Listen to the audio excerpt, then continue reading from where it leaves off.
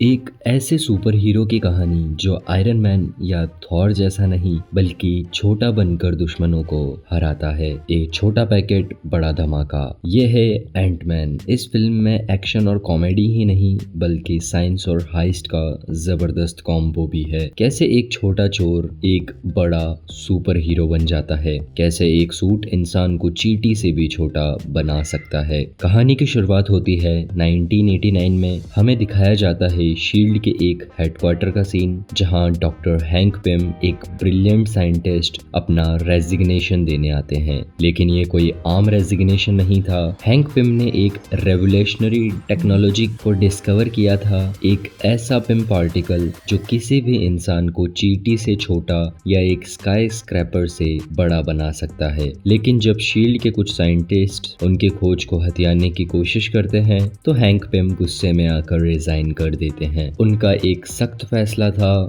जब तक मैं जिंदा हूँ कोई भी इस पार्टिकल को गलत इस्तेमाल नहीं करेगा। उन्हें पता था कि अगर ये टेक्नोलॉजी गलत हाथों में चली गई तो दुनिया के लिए एक बड़ी तबाही ला सकती है। अब कहानी प्रेजेंट टाइम में शिफ्ट होती है। यहाँ हैंक पिम की बेटी होप वेन को दिखाया जाता है, जो डैरन क्रॉस के साथ मिलकर उनकी पुरानी कंपनी में काम कर रही होती है। डैरन क्रॉस जो कि एक एम्बिशियस साइंटिस्ट है, हैंक पिम की छोटी करने वाली टेक्नोलॉजी को रिवर्स इंजीनियर करने की कोशिश कर रहा होता है। होप अपने पिता से दूर होके भी हमेशा उनके लिए काम करती है, लेकिन उसे डैरन का ट्रस्ट जीतना था, इसलिए वो हैंक पिम को अपनी ही कंपनी से निकालने में मदद करती है। डैरन क्रॉस एक नया सूट बनाता है, येलो जैकेट, जो बिल्कुल एंटमैन के सूट की तरह काम करता है, लेकिन इसमें और भी ज्यादा पावरफुल और डेडली टेक्नोलॉजी होती है। उनका प्लान था कि इस सूट को ब्लैक मार्केट में बेचकर बड़ा मुनाफा कमाना। अब कहानी मूवी के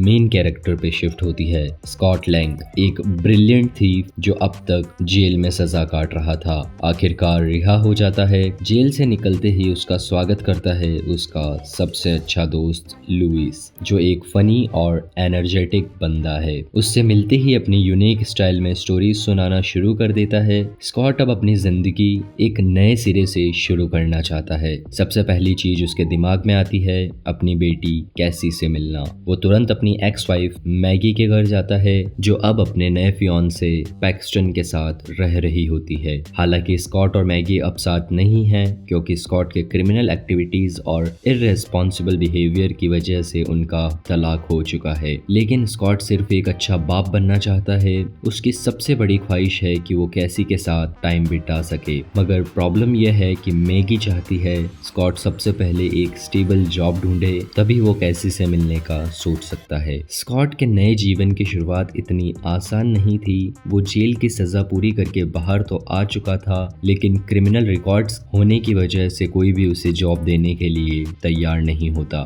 चाहे वो पिज्जा डिलीवरी हो या कोई और काम, हर जगह उसे रिजेक्ट कर दिया जाता है। फ्रस्ट्रेट होकर स्कॉट अपने दोस्त लुइस के पास मदद मांगने जाता है। लुइस जो एक मास्टरमाइंड है और छोटी मोटी चोरी की दुनिया का किंग है, स्कॉट को एक लास्ट हाइस्ट का ऑफर देता है। ब्रो, एक आखिरी काम कर लो, फिर कभी भी चोरी करने की जरूरत नहीं पड़ेगी। स्कॉट पहले तो मना करता है, लेकिन जब जॉब मिलने की उम्मीद छिन जाती है तो मजबूरी में ये प्लान एक्सेप्ट कर लेता है। और यहीं से शुरू होती है एक अनएक्सपेक्टेड कहानी। स्कॉट, लुइस और उनके टीम का प्लान एक रिच ओल्ड मैन्स मैंशन को टारगेट करना होता है। सब कुछ स्मूथली चल रहा होता है। स्कॉट घर के अंदर एंटर करता है, सिक्योरिटी सिस्टम को बाईपास करता है और सेफ के पास पहुंचता है। लेकिन जब वो सेफ को तोड़ता है तो अंदर पैसों या गोल्ड की जगह एक अजीब सूट मिलता है। कंफ्यूज्ड स्कॉट सूट को लेकर वहां से निकलने वाला होता है, लेकिन तभी पुलिस आ जाती है। उनके पास पहले से टिप ऑफ थी। स्कॉट को अरेस्ट कर लिया जाता है। जेल के अंदर उसकी मुलाकात होती है एक मिस्टीरियस आदमी डॉक्टर हैंक पिम से। हैंक स्कॉट को बताते हैं ये सब कुछ एक टेस्ट था, स्कॉट को एंटमैन सूट तक पहुंचाने का प्लान जो खुद हैंक पिम ने बनाया था। वो देखना चाहते थे कि स्कॉट सूट को यूज करने के लायक है भी या नहीं। स्कॉट की जिंदगी एक नए मोड़ पर आ चुकी थी, लेकिन स्कॉट ये सब बातें समझ पाता उसके पहले ही हैंक उसके लिए एक सरप्राइज छोड़कर चल जाते हैं। रात होते ही चींटियों का एक झुंड स्कॉट के पास पहुंचता है और उनके साथ होता है एंटमैन सूट। स्कॉट पहले तो डर जाता है, लेकिन फिर उसे समझ आता है कि ये सब हैंक का ही प्लान है। उसके पास और कोई रास्ता नहीं होता तो वो फटाफट सूट पहनता है और जैसे ही साइज श्रिंक होता है वो 1 सेकंड में जेल से फरार हो जाता है। जेल से निकलने के बाद स्कॉट सीधा हैंक पिम के घर पहुंचता है और यहाँ से एक असली प्लान का खुलासा होता है। हैंक उसे बताते हैं कि डैरन क्रॉस जो उन्हीं का एक पुराना स्टूडेंट था अब एक डेंजरस टेक्नोलॉजी डेवलप कर रहा है, येलो जैकेट सूट। ये सिर्फ एक सूट नहीं है स्कॉट, ये दुनिया के लिए एक खतरा है। हैंक का मिशन सिंपल है लेकिन एग्जीक्यूशन मुश्किल। हैंक बोलते हैं तुम्हें ये जैकेट चुराना होगा, नहीं तो ये जैकेट गलत हाथों में चल जाएगा। लेकिन ये सब इजी नहीं होगा क्योंकि डैरन के साथ हैंक की बेटी होप भी वहाँ काम कर रही है। अब सीन शिफ्ट होता है होप की तरफ। वो डैरन क्रॉस के साथ लैब में काम करती दिखाई देती है। डैरन उस पर पूरा भरोसा करता है लेकिन उसे ये नहीं पता कि होप असल में अपने फादर हैंक पिम के साइड में है। यहीं पर होप स्कॉट की ट्रेनिंग शुरू करती है। होप बोलती है अगर तुम्हें येलो जैकेट चुराना है तो तुम्हें सबसे पहले एंटमैन सूट को पूरी तरह कंट्रोल करना सीखना होगा। स्कॉट की ट्रेनिंग आर्क शुरू होता है जिसमें वो सूट की सारी पावर्स को समझने की कोशिश करता है, साइज कंट्रोल, एंट के साथ कम्युनिकेशन और कॉम्बैट स्किल्स। अब एक दिन होप अपने पिता हैंक पिम से अपनी माँ के बारे में पूछती है।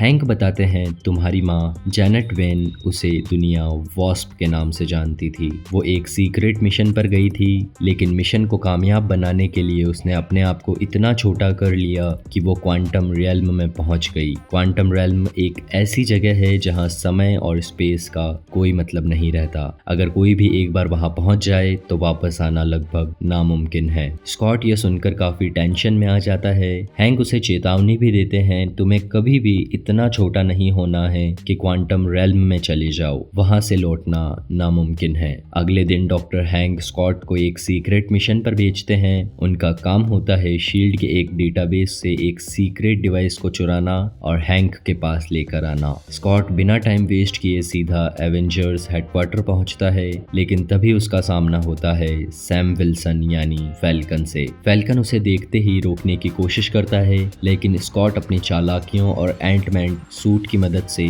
बच निकलता है। थोड़ी फाइट के बाद स्कॉट वो सीक्रेट डिवाइस चुरा कर एवेंजर हेडक्वार्टर से निकल जाता है। दूसरी ओर डैरन अपने येलो जैकेट सूट के एक्सपेरिमेंट में फाइनली सफलता पा लेता है एंड अब वो इसे ब्लैक मार्केट में बेचने के लिए एक सीक्रेट असेंबली रखता है जिससे वो बड़ा मुनाफा कमा सके। लेकिन तभी स्कॉट अपनी चींटियों की टीम के साथ वहां पहुंच जाता है। स्कॉट सभी डेटाबेस को हैक कर लेता है और सभी प्रोग्राम्स को फेल कर देता है और आगे बढ़ता है। उनका एक ही मिशन है येलो जैकेट सूट को चुराना। लेकिन जैसे ही स्कॉट सूट लेने वाला होता है डैरन वहां पहुंच जाता है। दरअसल डैरन पहले से तैयार था, उसे पता था हैंक जरूर कुछ ना कुछ करेगा सूट को बचाने के लिए। और तभी Darren Scott and Hope and Hank तीनों को पकड़ लेता है। लेकिन अब क्योंकि स्कॉट के पास छोटा और बड़ा होने की शक्ति थी उसने इसी सूट की मदद से होप और हैंक को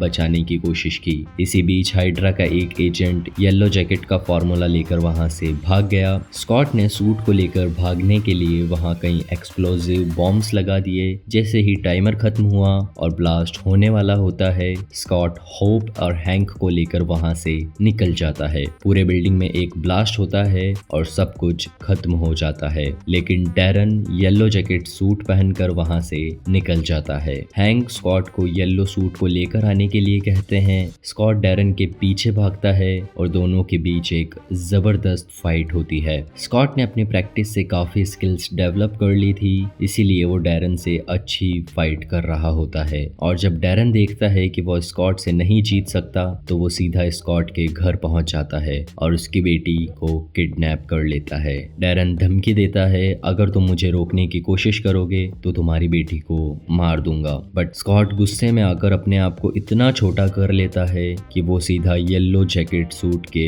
अंदर घुस जाता है। अंदर जाकर वो सूट को कंप्लीटली डैमेज कर देता है जिसकी वजह से डैरन के बॉडी पार्ट्स छोटे हो जाते हैं और वो कंप्लीटली गायब हो जाता है। लेकिन उसी बीच स्कॉट भी इतना छोटा हो जाता है कि सीधा क्वांटम रेल में चला जाता है। वहां उसको हैंक पिम की बात याद आती है, एक स्पेशल कैप्सूल जो यूज नहीं करना था। लेकिन स्कॉट समझदारी से उस कैप्सूल को अपने सूट में फिट करता है और क्वांटम रेल्म से किसी तरह वापस आ जाता है। सीन डॉक्टर हैंक पिम पर शिफ्ट होता है। हैंक स्कॉट से कहते हैं, ये कैसे पॉसिबल हुआ? तुम्हारा वहां से आना एक चमत्कार से कम नहीं है। तुमने मेरे अंदर एक आस जगाई है। अगर तुम क्वांटम रेल्म से वापस आ सकते हो तो शायद मेरी वाइफ भी फिर से आ सकती है। पोस्ट क्रेडिट सीन में डॉक्टर हैंक पिम अपनी बेटी को लेकर एक लैब में जाते हैं एंड उसे उसका नया सूट द वॉस्प दिखाते हैं और इसी के साथ ये मूवी यहीं खत्म होती है। सो आप लोगों को मूवी का कौन सा पार्ट सबसे अच्छा लगा कमेंट सेक्शन में जरूर बताएं। अगर ये वीडियो पसंद आई हो तो लाइक, शेयर एंड सब्सक्राइब करना ना भूलें। मिलते हैं एक और मार्वल मूवी एक्सप्लेनेशन के साथ, तब तक के लिए टेक केयर, कीप वॉचिंग।